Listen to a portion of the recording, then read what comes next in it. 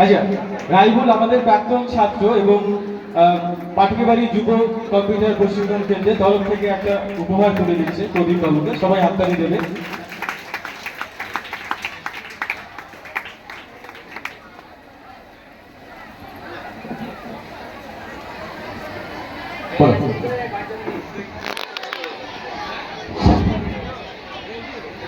মঞ্চে উপস্থিত আমার শ্রদ্ধেয় প্রধান শিক্ষক মহাশয় এবং আমার সকল স্যার ম্যামদের শ্রদ্ধা এবং প্রণাম জানিয়ে এবং আমার সামনে উপস্থিত সকল শিক্ষার্থীদের অভিনন্দন ও ভালোবাসা জানিয়ে আমি আমাদের সকলের জনপ্রিয় ইংরেজি শিক্ষক শ্রী প্রদীপ কুমার দে মহাশয় সম্পর্কে কয়েকটা কথা বলবো। ওনার সম্পর্কে মন্তব্য করার মতো কোনো যোগ্যতা হয়তো আমার নেই, বা ওনার সম্পর্কে কোনো কিছু বলার মতো জায়গায় আমি আজ পর্যন্ত যেতে পারিনি।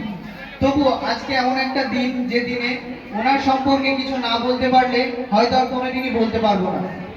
তো সেই সুবাদেই আমি ওনার সম্পর্কে কয়েকটা কথা বলছি। আজকে আমরা প্রত্যেকে অবগত রয়েছি যে আমরা এখানে কেন এসেছি। আজকে আমাদের সকলের প্রিয় শ্রদ্ধেয় স্যার ইংরেজি শিক্ষক ওনার বিদায় অনুষ্ঠান। বিদায় শব্দটা হয়তো আমাদের সকলের কাছে একটা বেদনার, একটা যন্ত্রণার। তবুও কোনো কিছু যখনই শুরু হয় তখনই সেই দিনই সিদ্ধান্ত হয়ে যায় যে এটা শেষ হতে হয়। তো তিনি যখন কর্মজীবনে এসেছিলেন তখনই ঠিক করে এসেছিলেন যে তার কর্মজীবনের একদিন সমাপ্তি হবে, আজকে সেই বিদায় লগ্ন। তো আজকে ওনার প্রসঙ্গে আমি আমার দীর্ঘ 8 বছরের যে স্কুল জীবন ছিল, ছাত্র জীবনে আমি আমাদের স্যারকে পেয়েছিলাম। তো গুটি কয়েক কথা সেই প্রসঙ্গেই বলবো। প্রথম স্যারের সঙ্গে আমার পরিচিতি হয়েছিল 7ম শ্রেণীতে, যখন স্যার ছিলেন সংস্কৃতর শিক্ষক। আমরা যখনই দোতলার ঘর থেকে ক্লাস কমপ্লিট করে সম্ভবত 7ম পিরিয়ডে আমরা নিচের ঘরে এসেছিলাম স্যারের ক্লাস করব বলে। তো আমরা উপস্থিত হওয়ার আগেই আমরা দেখেছিলাম যে স্যার ক্লাসের মধ্যে উপস্থিত হয়ে গেছেন। সেই দিনই আমাদের ধারণা হয়ে গিয়েছিল যে স্যার কতটা পরিমাণ ডিসিপ্লিন মেনটেন করে চলেন। আস্তে আস্তে যখন আমরা দেখতে পেলাম, ক্লাস করতে শুরু করলাম, তখন আমরা যদি কোনো ক্লাস চলতো, স্যার সেই সময় দেখতাম যে ঘন্টা পড়েছে, ঘন্টা পড়তে 2 মিনিট দেরি হয়েছে, কিন্তু স্যারের ক্লাসরুমে পৌঁছতে কিন্তু কখনোই দেরি হয়নি। আবার আমরা দেখেছি কোনো স্যার কোনো ক্লাসে ঢুকেছেন, হয়তো কোনো কিছু পড়াতে পড়াতে শেষ করতে হয়তো কিছুটা দেরি হয়ে গেছে, ঘন্টা পড়ে গেছে, তখন হয়তো স্যারের ক্লাস থেকে আমরা তাকিয়ে দেখছি যে স্যার বাইরে দাঁড়িয়ে রয়েছে। স্যার ক্লাসের মধ্যে সময় নষ্ট করা পছন্দ করতেন না। আমরা দেখেছি যে স্যার ক্লাসে যাওয়ার সময় হয়তো ক্লাসের মধ্যে গিয়ে ক্লিনার, যেটা ডাস্টার, ওটা পরিষ্কার করতে হয়তো কিছুটা সময় ব্যয় হবে। সেই কারণে স্যারকে দেখতাম যে স্যার যখন সিঁড়িতে উঠতো তো সেই ডাস্টারটাকে বাড়ি দিতে দিতে বা ঝাড়তে ঝাড়তে যেত, যাতে ক্লাসের মধ্যে ঢুকে আমাদেরকে পড়াতে গিয়ে যাতে সময় নষ্ট না হয়, স্যারের কর্মকাজে যাতে বিরতি না পড়ে, সেই জন্য তিনি ওই কাজে এগিয়ে থাকতেন। আমাদের ছাত্রদের মধ্যে অনেক ছাত্র ছিল ভালো, অনেক ছাত্র ছিল খারাপ। বিভিন্ন শিক্ষক বা ম্যামের সঙ্গে তারা বাদ বিতর্কে জড়িয়ে পড়তো, কিন্তু আমাদের এই প্রিয় স্যার, আমাদের প্রদীপ স্যার, কোনোদিন কোনো স্টুডেন্টদের সঙ্গে বাদ বিতর্কে আসেনি। তিনি এমন একজন শিক্ষক ছিলেন যে প্রত্যেকজন ছাত্র তাকে দেখা মাত্রই মাথা নিচু করে দাঁড়িয়ে যেত।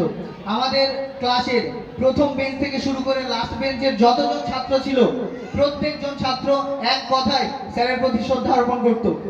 স্যারের সঙ্গে যে বাদ বিতর্কে জড়াবে, স্যারের চোখে চোখ রেখে কথা বলবে, এমন স্টুডেন্ট আমাদের ক্লাসে, সর্বোপরি আমাদের স্কুলে হয়তো নেই বা থাকবে না।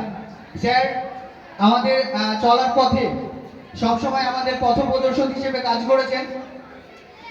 এখনো পর্যন্ত স্যারের সঙ্গে আমাদের যখনই রাস্তায় দেখা হয় বা যখনই স্যারের সঙ্গে আমরা পরিচিতি হই, স্যার কিন্তু সর্বপ্রথমেই আমরা জিজ্ঞেস করার আগেই যে স্যার আপনি কেমন আছেন, কথাটা জিজ্ঞেস করার আগেই স্যারের কাছ থেকে কিন্তু ভেসে আসে যে তোদের কি কোথাও কিছু হয়েছে। অর্থাৎ স্যার আমাদের প্রতি হয়তো আশাবাদী যে আমরা হয়তো কখনো কোনো জায়গায় কিছু করতে পারবো, কিন্তু আমরা হয়তো ব্যর্থ শিক্ষার্থী যে স্যারকে সেই সুসংবাদটা এখনো দিতে পারিনি।